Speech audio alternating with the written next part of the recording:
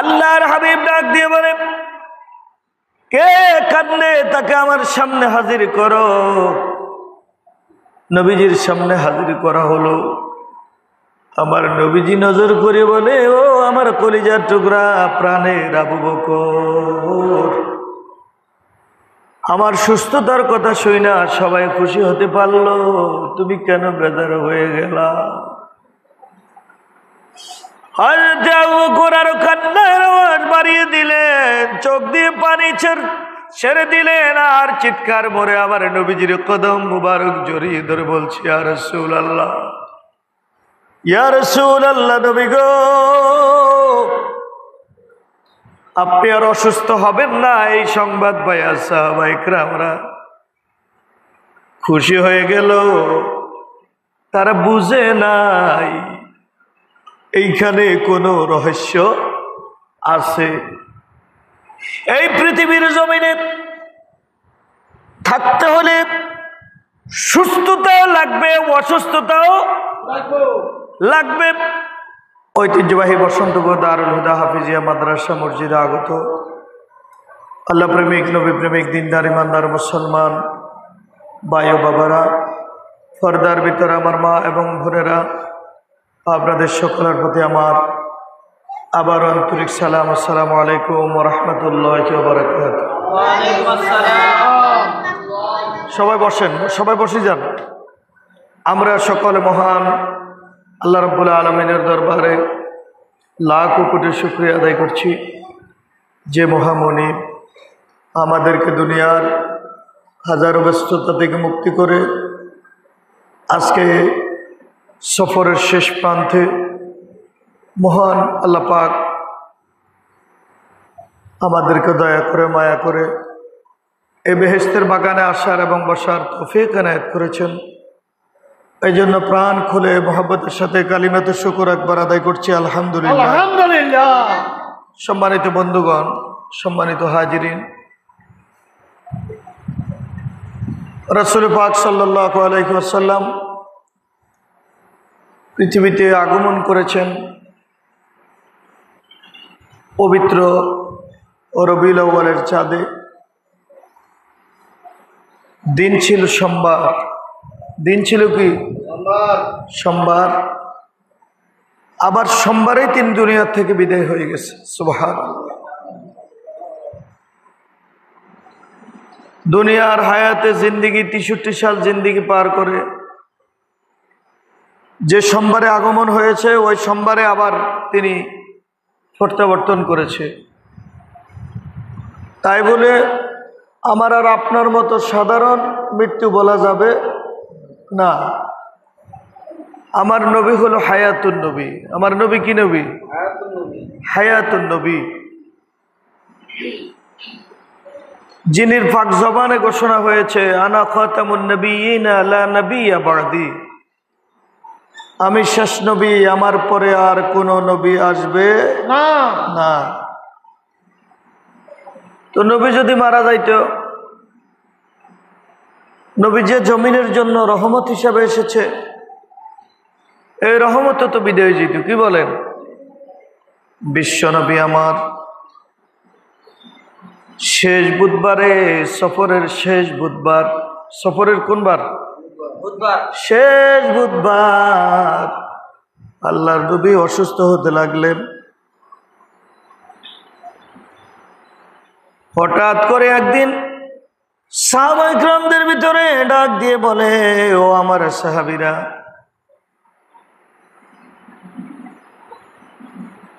হঠাৎ করে ডাক দিয়ে বলে, ও আমার সাহাবীরা,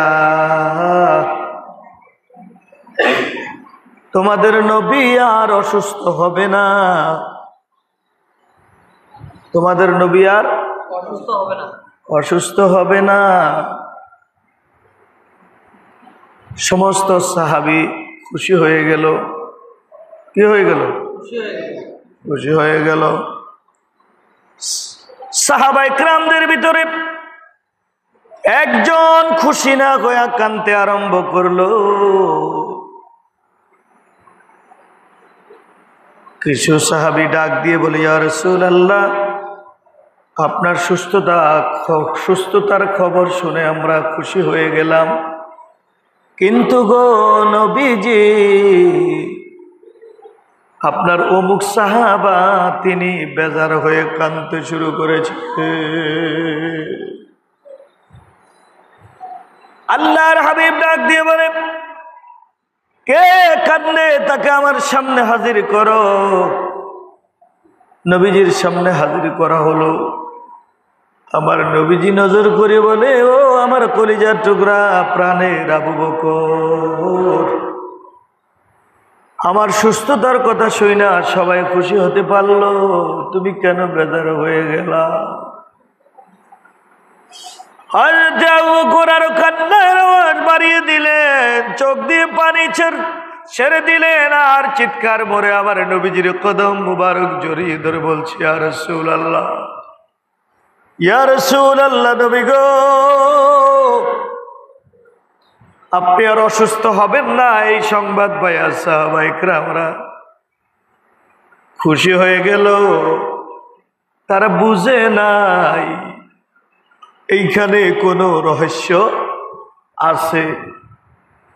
এই পৃথিবীর জমিনে থাকতে হলে সুস্থতাও লাগবে, অসুস্থতাও লাগবে।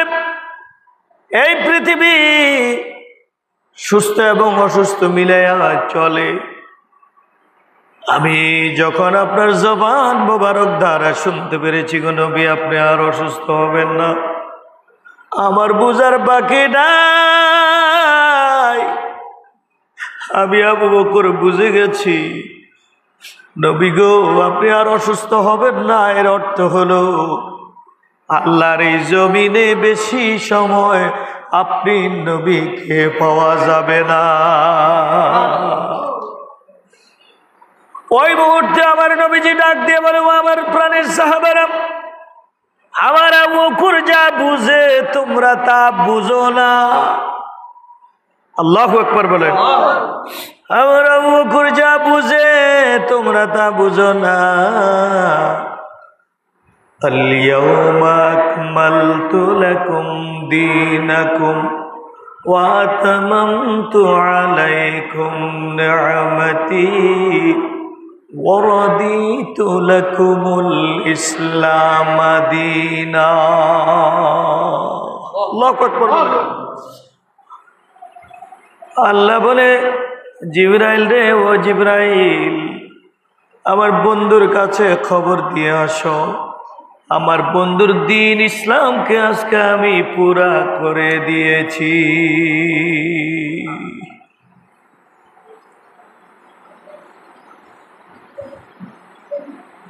সূরা মায়েদার ভিতরে আল্লাহ পাক রব্বুল আলামিন বলেন, হাবিব,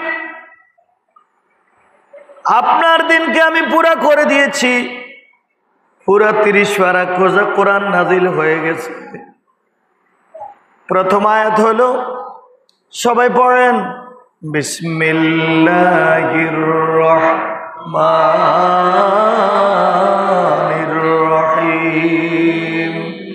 ইকরা বিসমি রাব্বিকাল্লাযী খলাক, খলাকাল ইনসানা মিন আলাক, ইকরা ওয়া রাব্বুকাল আকরামুল্লাযী আল্লামা বিল কলাম। আল্লাহু আকবার বলেন। এই সূরাটা সর্বপ্রথম হেরা গুহার ভিতরে নাজিল হয়েছে, আর সর্বশেষ নাজিল হয়েছে আল-ইয়াওমা আকমালতু লাকুম দীনাকুম ওয়া আতমামতু আলাইকুম নি'মাতি ওয়া রাদিতু লাকুমুল ইসলাম দীনা। সর্বশেষে আয়াতটি নাজিল হয়েছে, হাবিব, আপনার দিনকে আমি পুরা করেছি। আল্লাহর মনোনীত দিন হলো ইসলাম। দিন কি? ইসলাম। ইসলাম আল্লাহর হাবিবকে আল্লাহ পাক দান করেছে, ওই দিন ইসলামকে আজকে পুরা করা হয়েছে।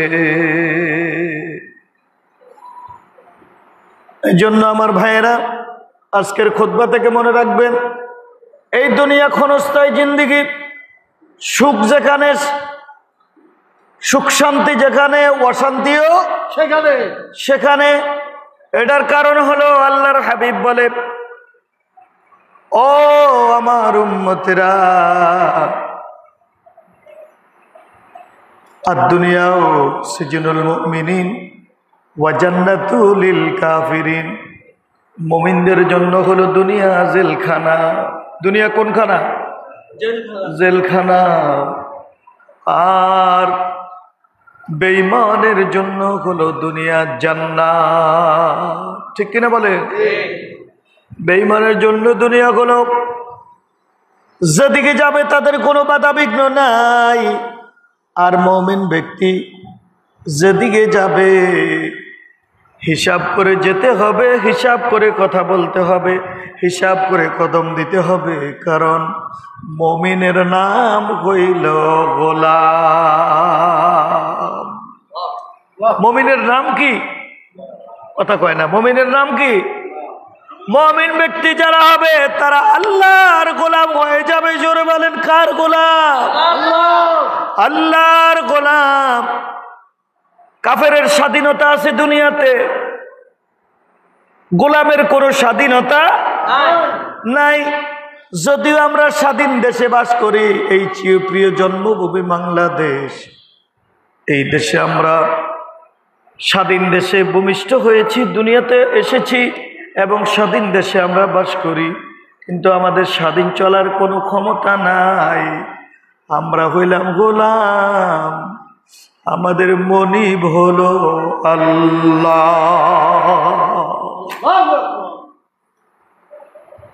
এই জন্য আল্লাহ রাব্বুল আলামিন বলে, আলা লাহুল খালকু ওয়াল আমরু, সৃষ্টি যার, আইন চলবে তার। একটু ছোট্ট করে বলেন তো হাজী সাহেব, আমরা সৃষ্টিকার। আর একটু মহাব্বতে বলেন তো, আমরা সৃষ্টিকার।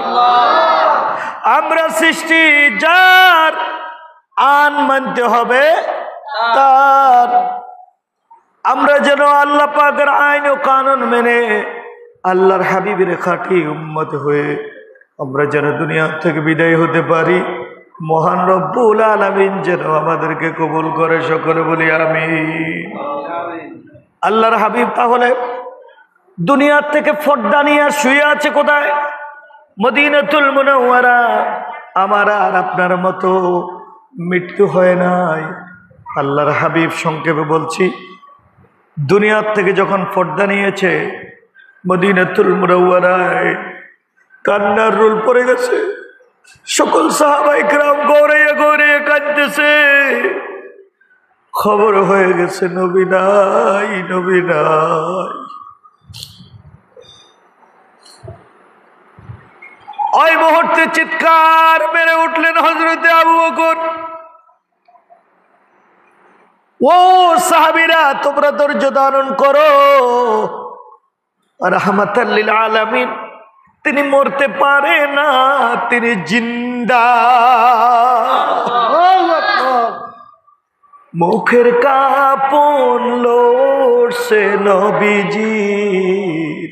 বলেন, মুখের কাপন লড়ছে নবীজির, উম্মতি বলিতে, উম্মতি বলিতে রে। এমন দয়াল নবীজি, বলেন বলেন, এমন আশেকের নবী, কোথায় গেলে পাবো রে, কোথায় গেলে পাবো রে। হযরত আবু বকর ডাক দিয়ে বলে, ও সাহাবীরা, আমি যখন নজর করলাম, আমি দেখতেছি আল্লাহর নবীর মুখের কাফন লড়ে। আমি তখন আমার কানটা নবীজির মুখ জবান মোবারকের উপরে লাগাইলাম। আমি শুনতে পাই রাহমাতাল লিল আলামিন কাফনের ভিতর থেকে উম্মতি উম্মতি বলতেছে। আমি তখন কি করলাম, নবীজির কাফন মুবারক জবান মুবারক থেকে একটু করে সরাইলাম। আল্লাহু আকবার বলেন। একটু করে সরাইলাম। সরানির সাথে সাথে আমার নবীজি, আমি আবু বকরের চেহারার দিকে একটা নজর দিয়ে, একটা মিষ্টি হাস দিয়ে আবার তিনি চক্ষু বন্ধ করে দিলেন। আর আমি আবু বকরকে বুঝাইলেন, আবু বকর রে, এই অবস্থায় আমি নবীজিকে দাফন করে দাও। যাই হোক, সময়ের কারণে অসমাপ্তি আলোচনা এখানে সমাপ্তি করতে যাচ্ছি। আল্লাহ পাক যদি হায়াতে বাঁচায় এই বিষয়ের উপরে ইনশাআল্লাহ আগামী জুমায় আলোচনা হবে। একটু আগে আগে চলে আসবেন সবাই, যেহেতু আমরা নির্দিষ্ট সময় কথা বলতে পারি। সকলে বলি আল্লাহুম্মা আমিন।